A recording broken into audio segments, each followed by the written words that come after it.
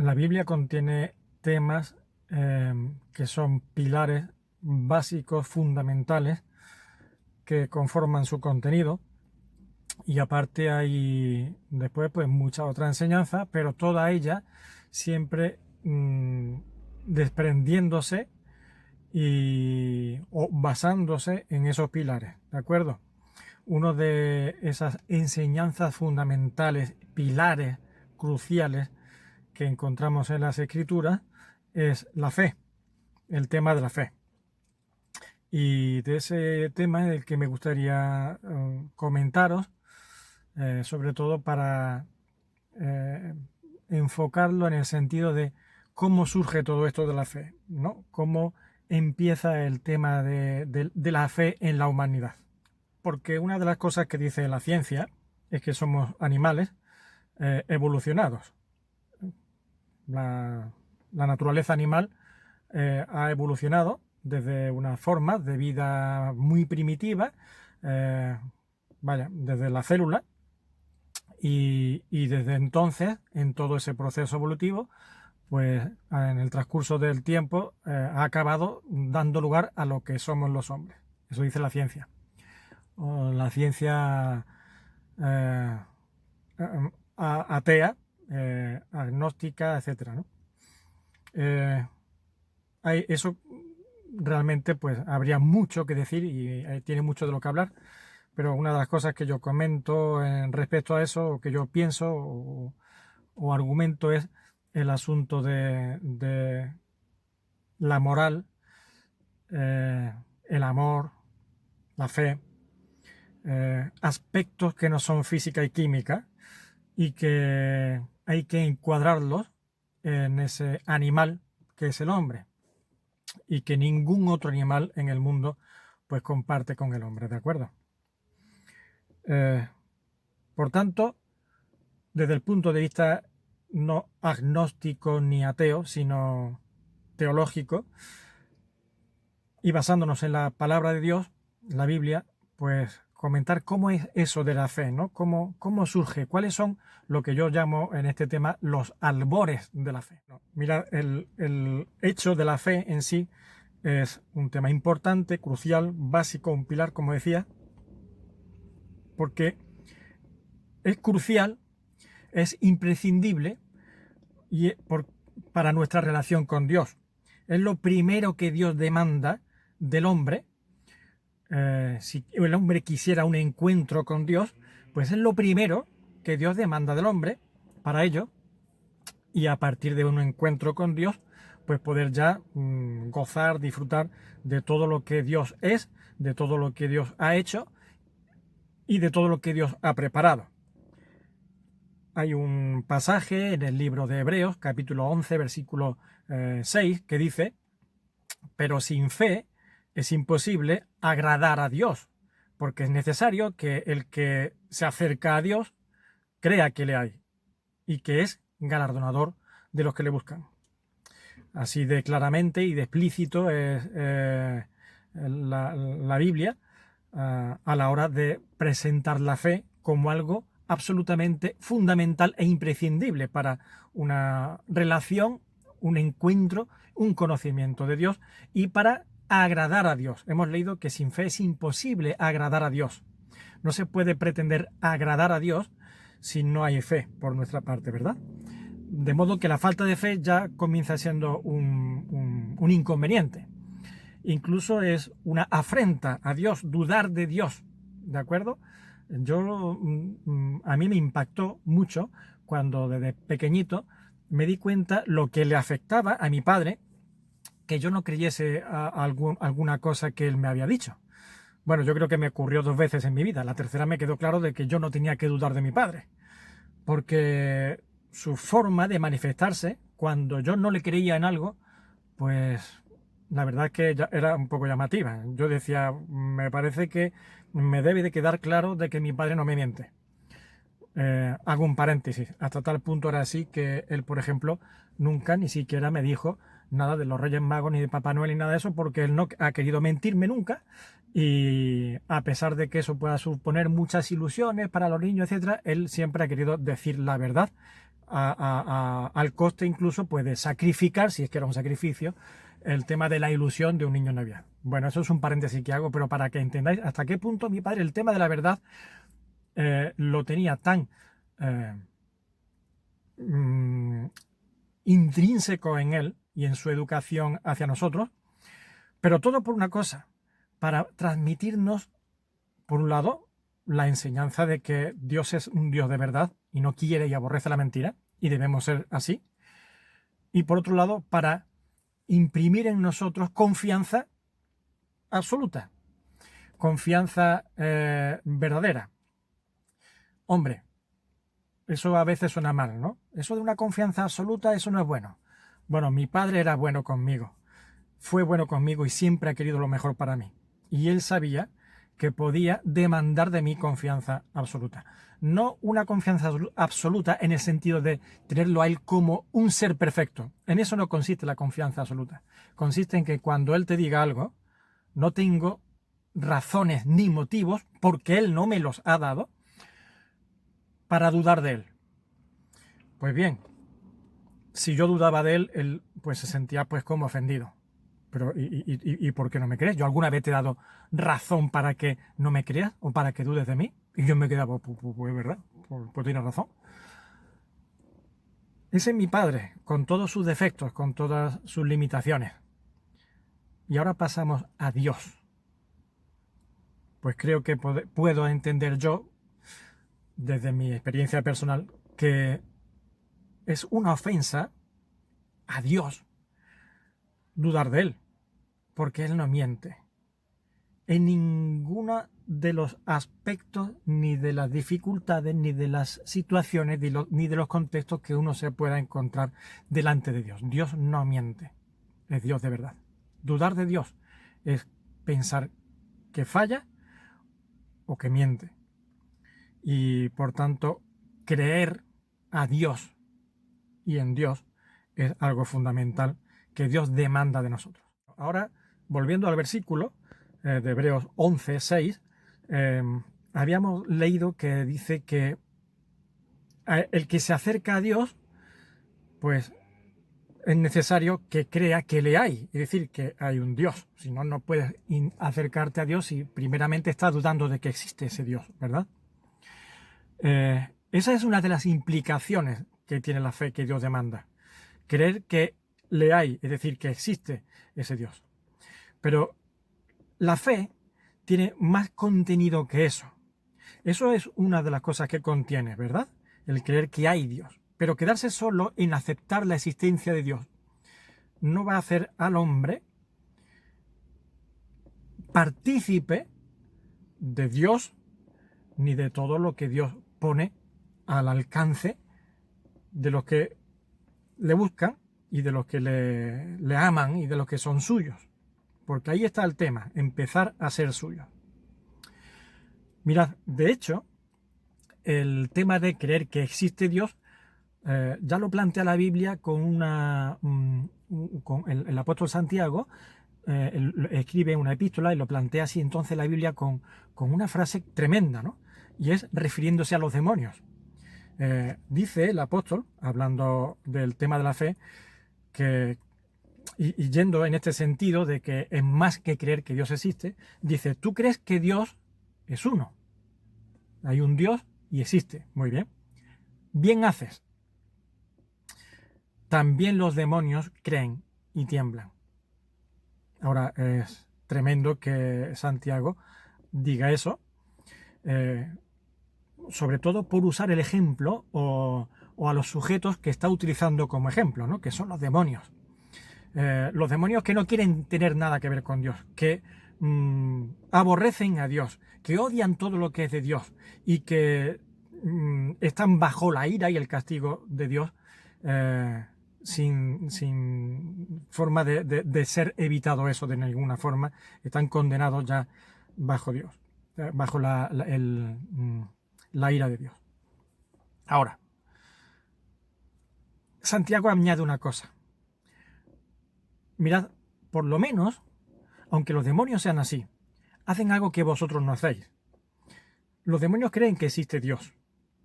hombre, evidentemente tienen que creer porque han estado en la presencia de Dios, han visto a Dios, son ángeles que se fueron de la presencia de Dios, abandonaron la presencia de Dios queriendo seguir a otro líder, que era Lucifer, que viene a ser Satanás. Bien, así no pueden dudar de la existencia de Dios. E incluso hacen algo más que vosotros no hacéis. Tiemblan. Los demonios creen y tiemblan. Eso no lo hacéis vosotros, ¿verdad? Primero porque no creéis. Y después, si alguno cree, pues en la existencia de Dios, pues se hace la idea de un Dios como a nuestra medida. Un Dios que en algunos casos incluso cabe en nuestro bolsillo, ¿no? Pero ellos conocen qué tipo de Dios es el Dios de verdad, vivo y verdadero. En eso llevan gran ventaja los demonios. Bueno, ahí nos quedamos con el asunto de la existencia de Dios. Pero decimos que eso es solamente un componente. Bien haríamos en estar seguros, creer que Dios existe y cómo es un Dios. Hay que temblar delante de Dios. Y hay que temblar, sobre todo, si Dios está enfrentado a ti y tú a Él. Si no, es todo lo contrario. Pero el caso de los demonios es el de temblar, porque ellos saben en qué lugar están respecto a Dios. En el lado totalmente contrario y opuesto, en el lado del enemigo de Dios. Y no hay nada peor que ser enemigo de Dios. Pero no solamente consiste en saber que Dios existe y que es el único Dios, el gran y eterno Dios, el creador, que es más grande que el mismo universo, que trasciende el espacio y el tiempo, que es eterno. No solamente consiste en eso. El escritor a Hebreos comienza ese capítulo, porque hemos leído el versículo 6, pero el versículo 1, que es donde comienza el capítulo 11, pues comienza tratando el tema de la fe, que lo va a hacer de forma extensa, y lo hace con una definición de la fe misma. La definición que da de la fe es la siguiente, o la explicación que da de la fe es la siguiente.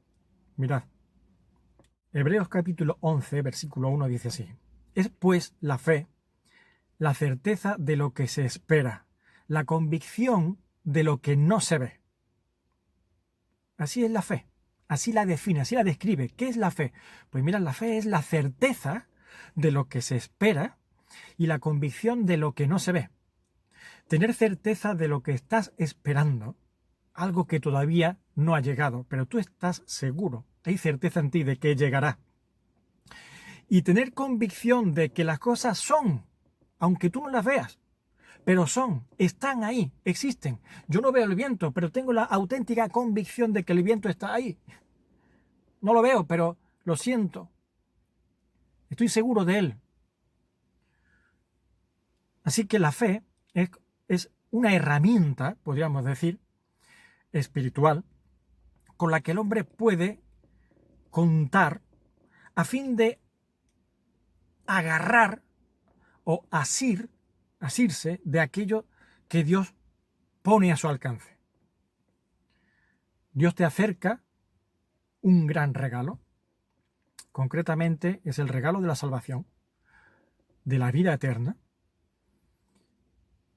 Y la fe es la forma en la que tú la tomas. Tú tomas ese regalo. La fe es la forma, es la herramienta que te ayuda a tomar para ti la salvación que Dios te ha dado. Mirad, pongo un ejemplo.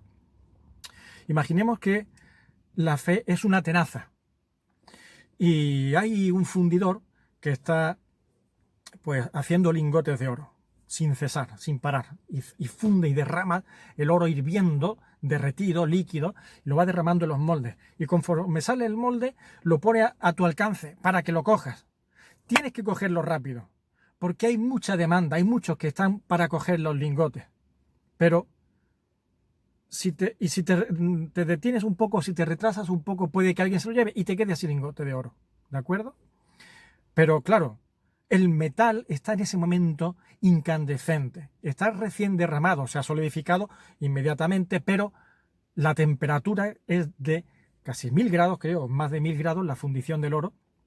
Y con que fuesen 500 grados de temperatura ya te achicharraría la mano inmediatamente. Así que no lo vas a poder coger, no te vas a poder hacer con la onza de oro inmediatamente con tus manos.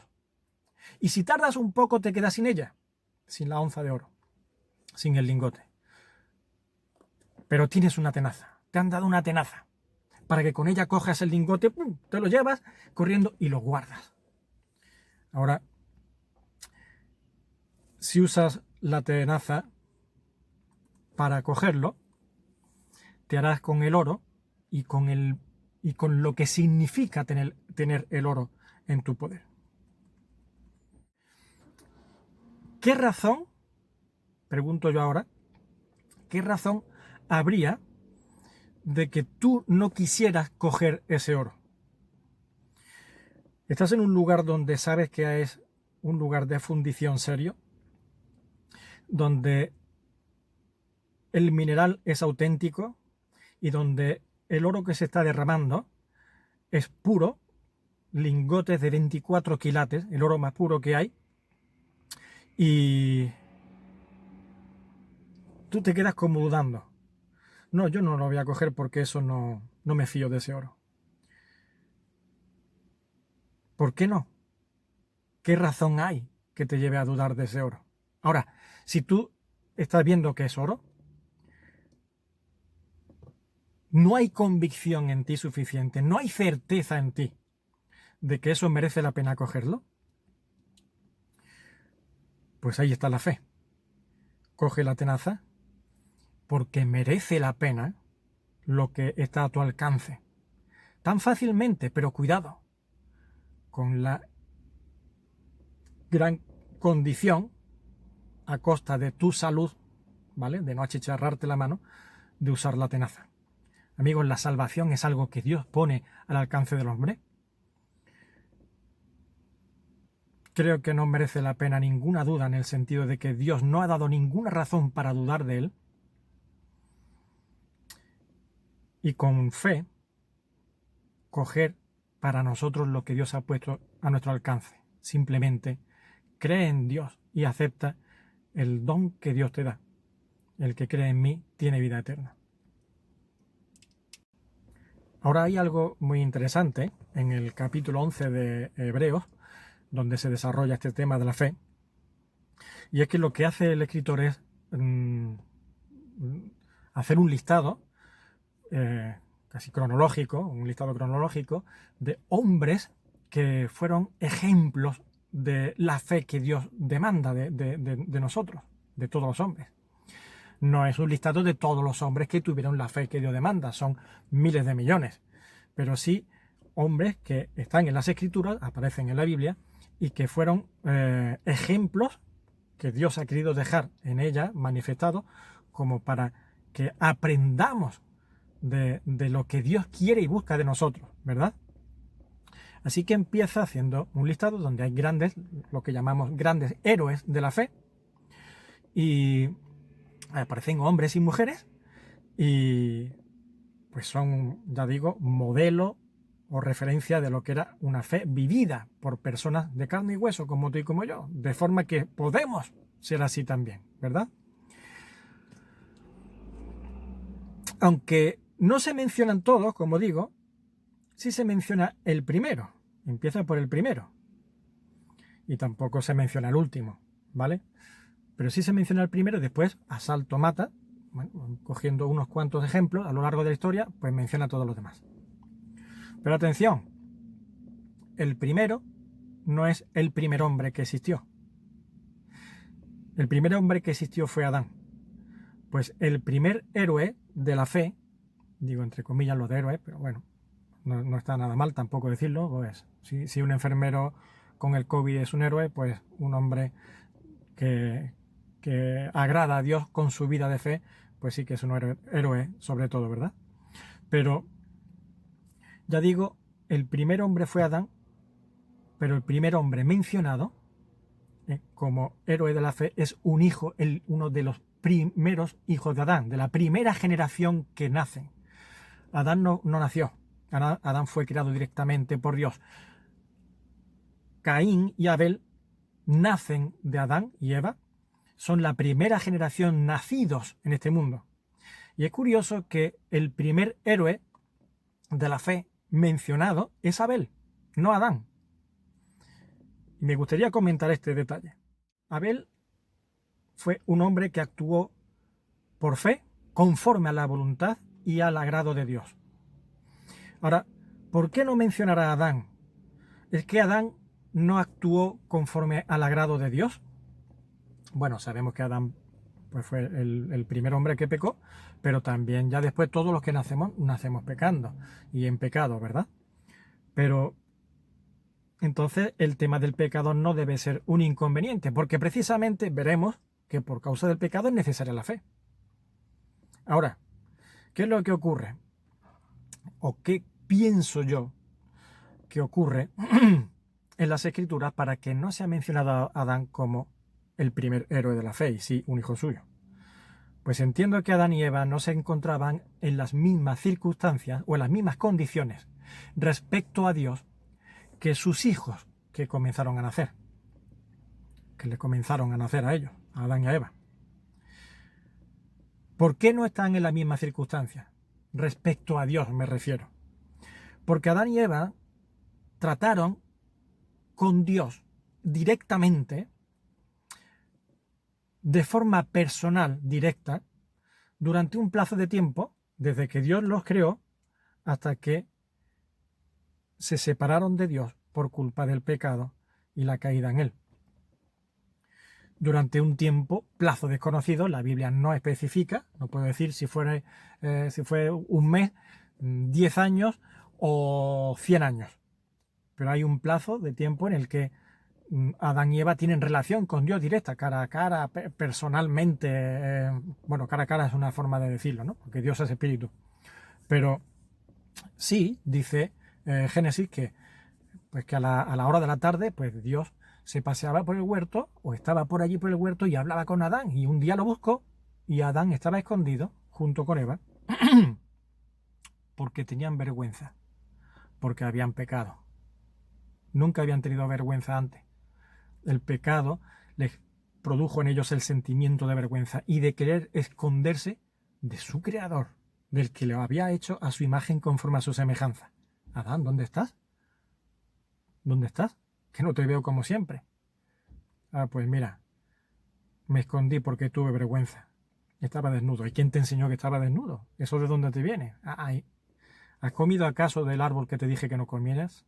Y sí, había comido del árbol que le dijo que no comiera. Desobedeció, la desobediencia produjo en Adán la semilla, que entrase la semilla del pecado, y así la enemistad con Dios, la separación de Dios, el distanciamiento abismal entre el Dios santo y perfecto y puro y la naturaleza ya corrompida y maltrecha por el pecado. Se abrió un gran abismo. De modo que Adán no necesitaba la fe para creer en Dios, es decir, en la existencia de Dios, en la grandeza y el poder de Dios. Simplemente no necesitaba creerlo porque directamente lo había experimentado durante, ya digo, un plazo de tiempo, y yo creo que considerable. Así que es absurdo decirle a Adán, que Dios existe, que hay un Dios ahí que ha creado los cielos, la tierra, la naturaleza, todo lo que nos rodea y lo que somos. Y Adán diría, ¿a mí me lo vas a contar? ¿A mí me lo vas a contar? Así que eso es absurdo, ¿verdad? Así que esa raíz de la separación del hombre de Dios y por tanto de su relación directa con él rota, que se hace necesario creer en quien no has visto, en quien solamente has oído hablar de él, no has tratado con él directamente. Tus padres te hablaron de ese Dios. Adán y Eva hablan a sus hijos de Dios y de cómo es Dios, del carácter de Dios, de lo que a Dios le gusta y de los caminos que Dios traza para el hombre y cómo los hombres al final nos desviamos y hacemos las cosas a nuestra manera, desagradando mucho a Dios. Pero Abel no había tratado con Dios como su padre lo hizo, ni su madre. De modo que ya en el principio de la caída encontramos como elemento indispensable y fundamental la fe. Adán no necesitó fe para creer en Dios. Sus hijos ya comenzaron a necesitar fe para creer en Dios. Y así es como considero que comienzan los albores de la fe en este mundo y en esta humanidad. A raíz de una humanidad separada en su relación rota con su Creador y cuyas consecuencias fatales fueron precisamente el llegar a dudar de la existencia de su perfecto y amado Creador. En el próximo vídeo seguiremos viendo algo sobre este asunto. Un fuerte abrazo a todos.